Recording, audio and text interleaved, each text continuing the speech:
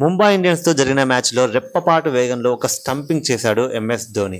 Dangerous batter Mumbai Indians captain Suryakumar యాదవ్ను out చేశాడు. అది చూసి చాలామంది వావ్ వింటేజ్ ధోనిని చూసినట్లుందని అంటున్నారు. ఆ స్టంపింగ్ చూసి ఫిదా అయిపోయిన ఫ్యాన్స్కి మరో ట్రీట్ ఇచ్చాడు తాలా. ఇన్నింగ్స్ 18వ ఓవర్లో సిఎస్కే బౌలర్ నాథన్ ఎలిస్ వేసిన బాల్ ముంబై బ్యాటర్ శాట్నర్ ప్యాడ్లకు తగిలింది. నాథన్ అప్పీల్ చేయగా ఎంపైర్ నాటౌట్ అంటూ తలను అడ్డంగా ఊపాడు. దీంతో నాథన్ వెంటనే వికెట్ కీపర్గా ఉన్న ధోని కేసి చూస్తూ బాల్ కాస్త హైట్ ఉందా అని అడిగాడు. అయితే ధోని వెంటనే రివ్యూకి వెళ్లాల్సిందిగా రుతురాజ్ గైక్వాడ్కు సూచించాడు. ధోని చెప్పిన తర్వాత రుతురాజ్ కాదంటాడా? ఇమీడియట్గా రివ్యూ తీసుకున్నాడు. రిప్లేలో చూస్తే శాట్నర్ వికెట్ల ముందు దొరికిపోయాడు. చేసేదేం లేక ఫీల్డ్ ఎంపైర్ తన నిర్ణయం మార్చుకుంటూ శాట్నర్ అవుట్గా ప్రకటించాడు.